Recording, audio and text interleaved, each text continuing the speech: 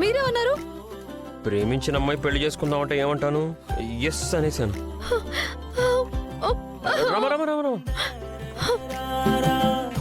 ఎక్కడికి? నన్ను ప్రేమించి పెళ్లి చేసుకుని ఇప్పుడు ప్రేమ పెళ్లి అంటున్నారు. నేను చచ్చిపోతా.